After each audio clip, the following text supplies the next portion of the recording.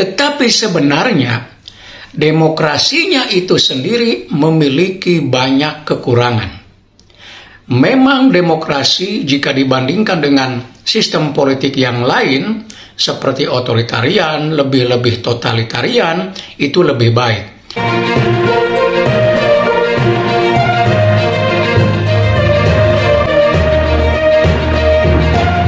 Halo teman-teman, bertemu lagi dengan saya di ERC 13 Channel. Apa kabar semuanya? Semoga Anda dan kita semua baik-baik saja, tetap semangat menjalankan aktivitas hidup. Teman-teman sekalian, kembali di video kali ini saya menjanjikan The Current Issue Corner atau pojok isu-isu terkini. Nah, untuk isu kali ini saya akan membahas tentang keputusan DPR yang membatalkan keputusan Mahkamah Konstitusi. Seperti kita ketahui bahwa MK baru-baru ini telah membuat terobosan ya dengan mengubah peraturan ya dalam pilkada selama ini yang mengharuskan partai politik atau gabungan partai politik ya untuk mencalonkan seseorang ya di pilkada dengan syarat 25% suara nasional atau 20% kursi di DPR ya. Dan itu disambut dengan sangat luar biasa, sangat penuh kegembiraan oleh masyarakat ya. Terutama oleh tentu partai-partai politik yang tidak memenuhi persyaratan pencalonan sebagaimana aturan yang sebelumnya. Nah, tetapi kemudian ya kita tahu kemarin DPR ya menganulir apa yang telah diputuskan oleh MK ya. DPR tetap mengembalikan kepada undang-undang sebelumnya yang syaratnya harus 25% atau 20% gitu ya. Hanya DPR mengatakan bahwa keputusan MK itu hanya berlaku untuk partai-partai non-parlemen, artinya partai-partai yang tidak ada di parlemen, tidak ada DPR, boleh menggunakan aturan yang ada di pilkada. Tentu saja ini menjadi kabar buruk lagi ya. Hanya sehari setelah ada kabar baik dari MK, kemudian hari berikutnya ada kabar buruk dari lembaga legislatif. Nah, tentu ada pertanyaan besar di sini terkait demokrasi ya. Apakah demokrasinya yang buruk atau pelaku demokrasinya yang buruk? Sekarang kan beredar wacana nih dengan keputusan DPR ini artinya demokrasi diambang kematian. Demokrasi telah merosot ke tingkat yang paling buruk. Ya. Maka pertanyaan tadi menjadi penting, apakah demokrasi atau pelaku demokrasinya yang buruk? Secara kasat mata kita melihat bahwa jelas pelaku demokrasi yang buruk. Ya. Artinya bahwa mereka tidak punya komitmen untuk menerapkan demokrasi, untuk merealisasikan nilai-nilai demokrasi. Ya.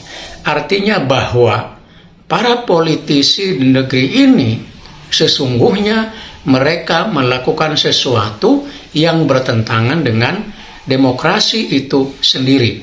Itu yang terlihat secara jelas ya, bahwa para elit politik di negeri ini itu tidak menghormati keputusan Mahkamah Konstitusi yang jelas-jelas merupakan lembaga negara yang punya kewenangan ya dalam menentukan sebuah keputusan hukum ya, termasuk judicial review.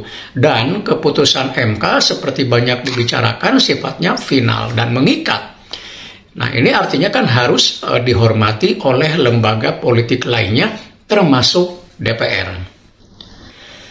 Teman-teman sekalian, memang pelaku demokrasi buruk. Ya, artinya ini semua terjadi karena pelaku demokrasinya yang buruk.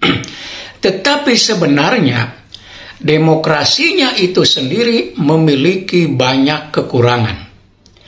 Memang demokrasi jika dibandingkan dengan sistem politik yang lain seperti otoritarian, lebih-lebih totalitarian, itu lebih baik. Tapi demokrasi itu sendiri mempunyai kelemahan intrinsik. Dari sekian banyak kelemahan demokrasi, diantaranya adalah bahwa dengan demokrasi atau dalam demokrasi ada kemungkinan untuk dicapai suatu kesepakatan buruk atas nama suara mayoritas. Nah, apa yang terjadi dengan keputusan DPR menganulir keputusan MK itu menjadi bukti bahwa atas nama demokrasi kesepakatan itu terbentuk, ya. Karena mayoritas atau hampir semua fraksi di DPR mendukung, maka keputusan itu menjadi sah secara demokrasi. Secara demokrasi sah, tetapi secara substansi menjadi persoalan. Nah, ini tentu menjadi kelemahan demokrasi. Artinya di dalam demokrasi, ya, kemungkinan untuk membuat sebuah keputusan yang keliru yang bertentangan dengan aspirasi rakyat itu sangat besar, dan itu tetap terlegitimasi, ya, atas nama demokrasi karena dipilih oleh mayoritas. Nah, ini jadi problem bagi demokrasi itu sendiri, ya. Nah, itu salah satu contoh saja. Tentu yang lain juga, salah satu kekurangan demokrasi yang lainnya adalah tentang interpretasi hukum. Interpretasi hukum ini juga kadang menjadi dilema, ya, di dalam pelaksanaan beberapa keputusan, ya, termasuk interpretasi terhadap Mahkamah Konstitusi yang kemarin itu yang membatalkan beberapa poin atau poin-poin tertentu dalam pilkada. Nah, undang-undang menafsirkannya berbeda, gitu, ya.